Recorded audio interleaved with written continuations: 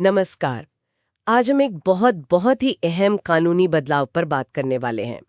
भारतीय न्याय संहिता 2023। ये वो नया कानून है जिसने हमारी बरसों पुरानी भारतीय दंड संहिता, हाँ, 1860 वाली आईपीसी, उसको बदल दिया है। और ये सिर्फ नाम का बदलाव नहीं लगता। ऐसा कहा जा रहा है कि ये हमारे क्रिमिनल जस्टिस सिस्टम की एक नई बुनियाद रखने की कोशिश है। बिल्कुल, एक पूरी तरह से नया ढांचा बनाने का प्रयास है। हमारे पास जो जानकारी है वो इस नए कानून की शुरुआती धाराओं पर केंद्रित है, पहले 100 सेक्शन। तो आज हमारी कोशिश यही रहेगी कि इस संहिता की जड़ों को थोड़ा समझें, ये कैसे बनी है, अपराधों को कैसे देखती है, और इन पहली 100 धाराओं में खास क्या है जो हमें जानना चाहिए। हाँ, और ये शुरुआती सेक्शन बहुत महत्वपूर्ण है। यहीं से पूरी इमारत खड़ी होती है। तो चलिए फिर शुरू करते हैं, इस नए कानूनी नजरिए की परतों को खोलते हैं। सबसे पहले बिल्कुल बेसिक बातें, ये कानून है क्या, कहाँ लागू होता है? बिल्कुल। देखिए, किसी भी कानून की नींव समझना जरूरी है। तो धारा 1 सेक्शन 1 ये बताता है कि इसका नाम भारतीय न्याय संहिता 2023 है। और सबसे अहम बात, ये पूरे भारत पर लागू होगी, जम्मू कश्मीर समेत। ये एक बड़ा कदम है पूरे देश के लिए एक यूनिफॉर्म क्रिमिनल कोड की दिशा में। हाँ, ये तो महत्वपूर्ण है, पूरे देश में एक समान कानून। फिर आती है धारा 2। ये कहती है कि अगर कोई अपराध भारत की जमीन पर होता है, भारत के अंदर, तो ये कानून लागू होगा। सीधा सा है। ठीक है। लेकिन धारा 3 इससे भी आगे जाती है। अगर कोई भारतीय नागरिक भारत के बाहर भी कोई ऐसा काम करता है जो यहाँ भारत में अपराध माना जाता है, तो उस पर भी ये संहिता लागू हो सकती है। अच्छा, कानून की पहुंच देश की सीमाओं के बाहर भी है, अगर करने वाला भारतीय नागरिक है। हाँ, बिल्कुल। इसे कहते हैं एक्स्ट्रा टेरिटोरियल जुरिस्डिक्शन। ओके, क्या इसमें कोई अपवाद, कोई एक्सेप्शंस भी हैं? हाँ, हाँ, बिल्कुल है। धारा 4 और 5 इसी बारे में है। धारा 4 तो कहती है कि भाई कोई कानून से ऊपर नहीं है। लेकिन धारा 5 एक जरूरी बात साफ करती है। वो ये कि अगर किसी खास विषय के लिए, मान लीजिए सेना के लिए, आर्मी एक्ट जैसा कोई विशेष कानून पहले से है या कोई स्थानीय कानून है, तो वो अपनी जगह लागू रहेंगे। अच्छा, तो बीएनएस उन पर हावी नहीं होगा? नहीं, ये एक तरह का संतुलन है। स्पेशल लॉज अपनी जगह, जनरल लॉ अपनी जगह। और फिर धारा 6 से 10 तक इनमें कुछ बुनियादी परिभाषाएं दी गई हैं, टर्मिनोलॉजी हैं। परिभाषाएं जैसे? जैसे राज्य का क्या मतलब है, भारत सरकार किसे कहेंगे, न्यायाधीश कौन है, लोक सेवक कौन है, ये सब। ये शब्द कानून में बार बार इस्तेमाल होंगे, तो इनका मतलब पहले से साफ होना जरूरी है। आप कह सकते हैं ये कानून की अपनी डिक्शनरी है। समझ गई। तो ये तो हुई इसकी बनावट और परिभाषाएं। अब उस हिस्से पर आते हैं जो अपराध और उसकी जिम्मेदारी से जुड़ा है। शायद धारा 11 से 30। कानून की नजर में अपराधी कौन हो सकता है? क्या सिर्फ हम आप जैसे इंसान? ये बहुत दिलचस्प सवाल है और धारा 11 इसका जवाब देती है। व्यक्ति या पर्सन की परिभाषा में सिर्फ इंसान नहीं आते, बल्कि कंपनियां, कोई एसोसिएशन या लोगों का समूह, वो भी शामिल हैं, चाहे वो रजिस्टर्ड हों या न हों। अरे वाह! अगर कोई कंपनी कोई गड़बड़ करती है, फ्रॉड करती है, तो उसे भी संहिता के तहत व्यक्ति मानकर जिम्मेदार ठहराया जा सकता है। ये कॉर्पोरेट क्रिमिनल लायबिलिटी के लिहाज से बहुत अहम है। सही कहा, दायरा तो काफी बड़ा हो गया। और अपराध करने में मन की स्थिति, जिसे वकीलों की भाषा में मेंस रेया कहते हैं, इरादा, जानकारी, लापरवाही, इसका कितना वजन है? अरे, ये तो आप कह लीजिए कि क्रिमिनल लॉ का दिल है। धारा 13 से 20 इसी पर फोकस करती हैं। कोई काम अपराध है या नहीं, और अगर है तो कितना गंभीर, ये बहुत कुछ करने वाले की दिमागी हालत पर निर्भर करता है। क्या वो काम जानबूझकर, इरादे, इंटेंशन से किया गया था? क्या उसे पता था, जानकारी थी कि उसके काम का नतीजा क्या हो सकता है, या उसने सिर्फ लापरवाही बरती? एक उदाहरण से समझते हैं। मान लीजिए सड़क पर 2 गाड़ियों की टक्कर होती है और किसी की मौत हो जाती है। अब अगर एक ड्राइवर ने जानबूझकर पुरानी दुश्मनी के कारण दूसरे की गाड़ी में टक्कर मारी, तो ये हत्या हो सकती है, धारा 91 के तहत। हाँ। लेकिन अगर टक्कर बहुत तेज रफ्तारी और लापरवाही की वजह से हुई, मारने का कोई सीधा इरादा नहीं था, पर ड्राइवर को पता होना चाहिए था कि इतनी तेज रफ्तार जानलेवा हो सकती है, तो ये गैर इरादतन हत्या यानी कल्पेबल होमिसाइड हो सकती है, धारा 92। अच्छा। काम एक ही है, टक्कर, पर नतीजा और सजा बिल्कुल अलग। बिल्कुल। इरादे और जानकारी के फर्क से अपराध की पूरी किस्म बदल जाती है। ये बारीकियां इन धाराओं 13 से 20 में समझाई गई हैं। ये उदाहरण काफी अच्छा था। मतलब सिर्फ काम नहीं, काम के पीछे की सोच, वो इरादा देखा जाएगा। अच्छा, और अगर कोई सीधे सीधे अपराध न करे पर उसमें किसी तरह मदद करे या किसी को उकसाए, उसका क्या? हाँ, उसका भी प्रावधान है। धारा 21 से 23 इसी बारे में है। किसी को अपराध के लिए उकसाना, जिसे एबटमेंट कहते हैं, या फिर किसी अपराध की साजिश में शामिल होना, जो धारा 28 और 30 में है, या अपराध करने में सीधे मदद करना, पार्टिसिपेशन, ये सब अपने आप में अपराध हैं। तो मतलब जो पीछे रह के मदद कर रहा है वो भी फंस सकता है। बिल्कुल।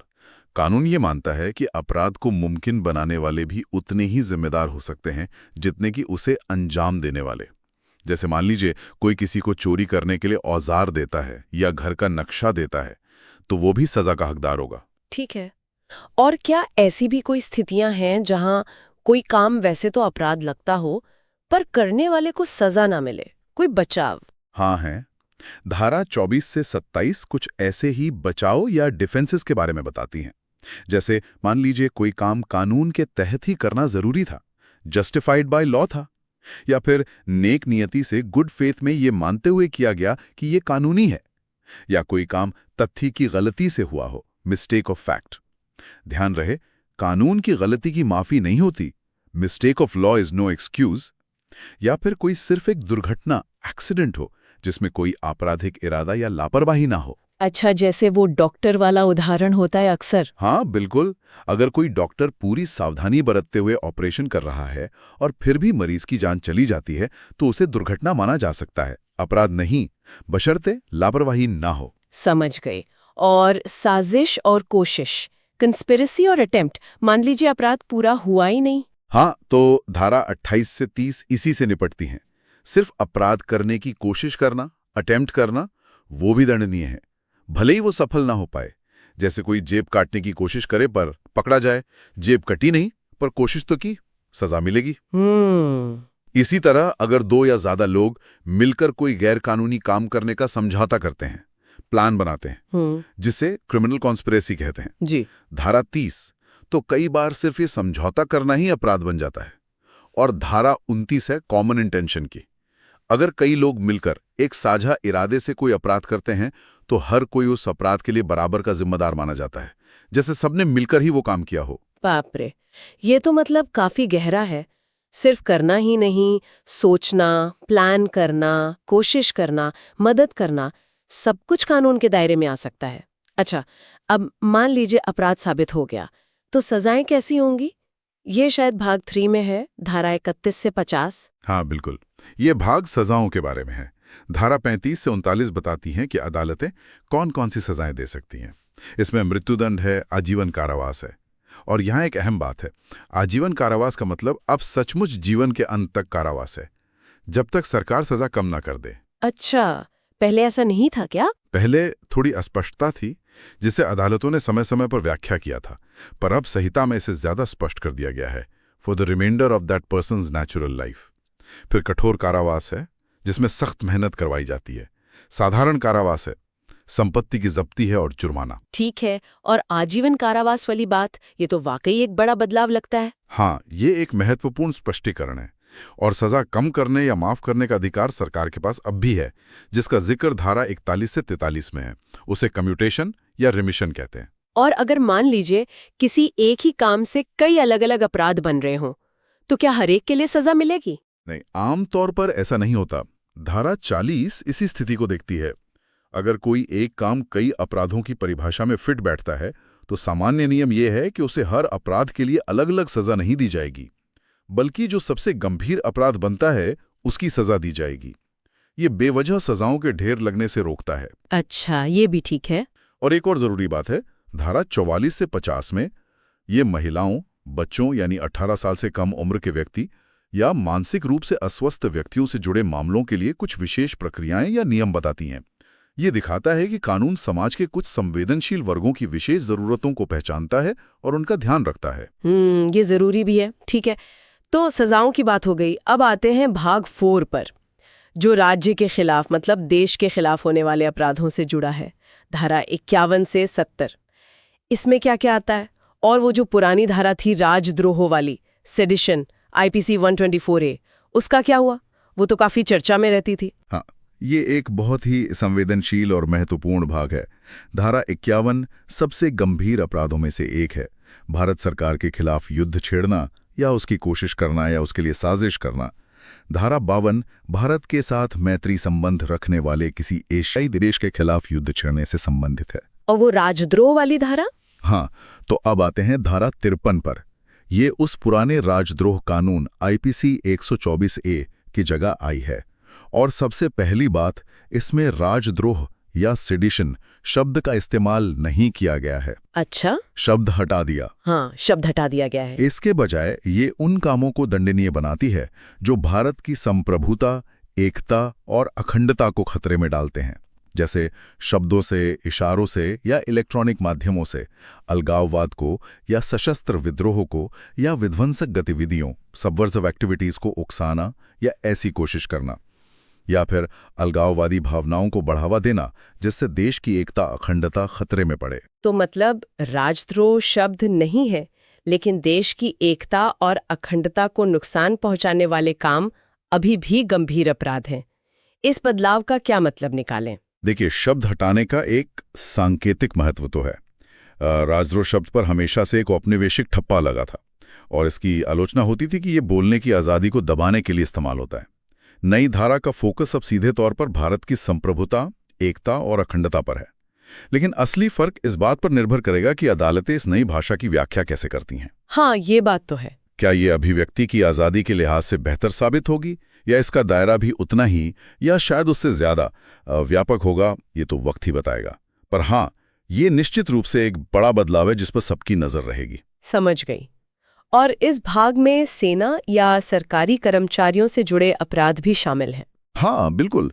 धारा 54 से 60 सेना, नौसेना या वायुसेना से जुड़े अपराधों के बारे में है, जैसे सैनिकों को भड़काना, विद्रोह के लिए उकसाना, ड्यूटी से भटकाना या कोई सैन्य राज दुश्मन को देना। और फिर धारा 61 से 70 लोक सेवकों यानी पब्लिक सर्वेंट्स द्वारा किए जाने वाले अपराधों पर हैं, जैसे रिश्वत लेना देना, भ्रष्टाचार, अपने पद का गलत इस्तेमाल करना।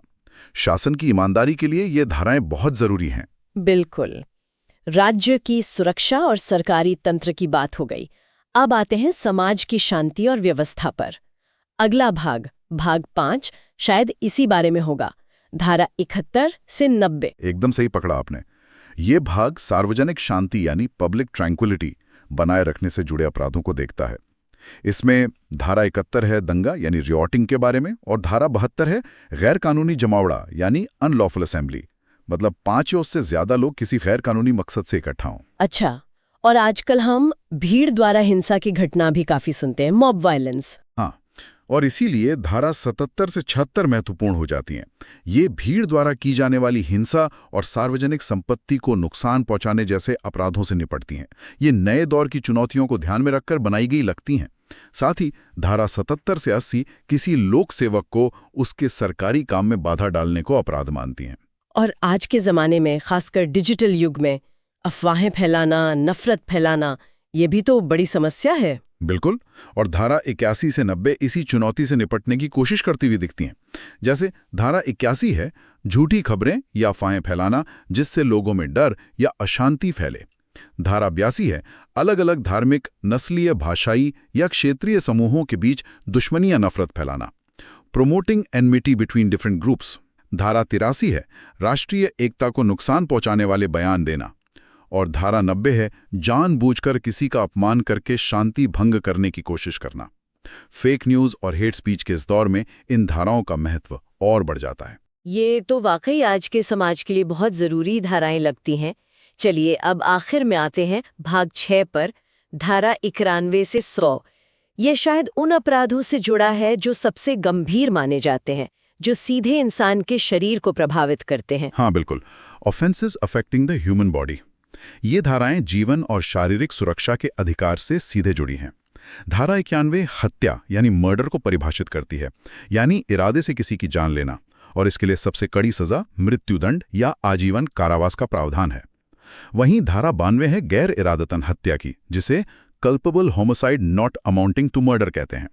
जैसा हमने पहले उस गाड़ी वाले उदाहरण में देखा था, यहां भी जान लेने का इरादा हो सकता है, या ये जानकारी हो सकती है कि काम खतरनाक है और मौत हो सकती है, पर शायद वो इरादा हत्या जितना सीधा या निश्चित ना हो।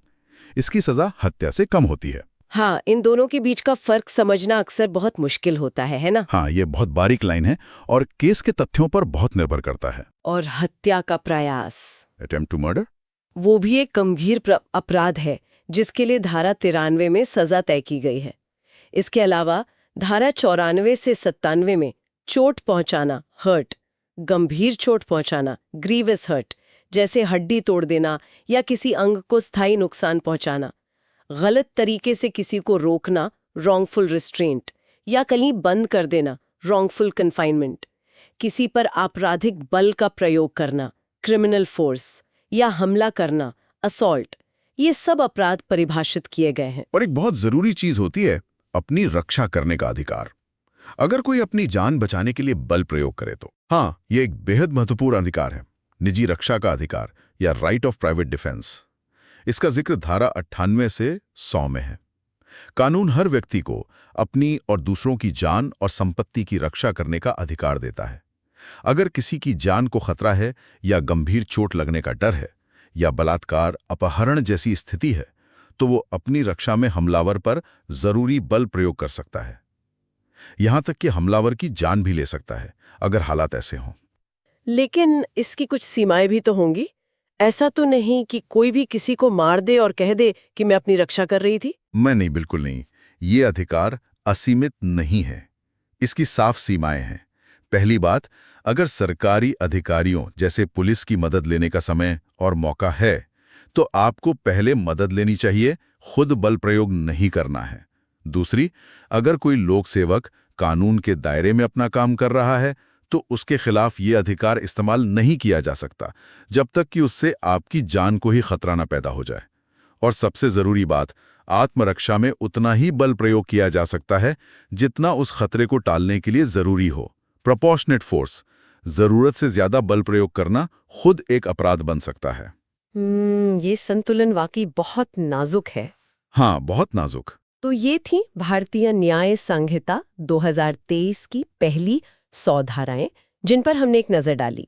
हमने देखा कि कैसे ये कानून अपनी भूमिका तय करता है, अपराध और जिम्मेदारी को परिभाषित करता है, कुछ मामलों में शायद नए सिरे से भी, सजाओं के नियम बताता है, और फिर राज्य के खिलाफ, समाज के खिलाफ और व्यक्ति के शरीर के खिलाफ होने वाले अपराधों को अलग अलग श्रेणियों में रखता है। हाँ, और इन शुरुआती धाराओं को समझना इसलिए इतना जरूरी है क्योंकि यही पूरे क्रिमिनल लॉ की भाषा, उसके तर्क और उसकी नींव तय करती हैं। अपराध क्या है, इरादा क्या चीज है, लापरवाही किसे कहेंगे, कौन जिम्मेदार होगा, क्या बचाव मिल सकता है, सजा क्या होगी, ये सारी बुनियादी बातें यहीं से शुरू होती हैं। कह सकते हैं कि ये आपराधिक न्याय प्रणाली का एक तरह से ऑपरेटिंग सिस्टम है। और जैसा हमारे स्रोत में भी कहा गया था, शायद कानून को ऐसे हिस्सों में बांटकर समझना, थीम के हिसाब से देखना, इसे समझने का, हजम करने का एक बेहतर तरीका है, बजाय इसके कि हम एक साथ सब कुछ जानने की कोशिश करें। बिल्कुल, टुकड़ों में समझना ज्यादा आसान रहता है। तो अब जाते जाते एक सवाल हम सबके सोचने के लिए छोड़ जाते हैं। इन पहली 100 धाराओं को देखने के बाद क्या लगता है, क्या ये बदलाव सिर्फ ऊपरी है, मतलब नाम बदल गया, नंबर बदल गए, या फिर अपराध, न्याय और जिम्मेदारी को देखने के नज़रिए में भी कोई गहरा, कोई बुनियादी फर्क महसूस होता है? इस पर विचार करने से शायद हम इस नए कानून की आत्मा को, इसकी मंशा को बेहतर समझ पाएंगे।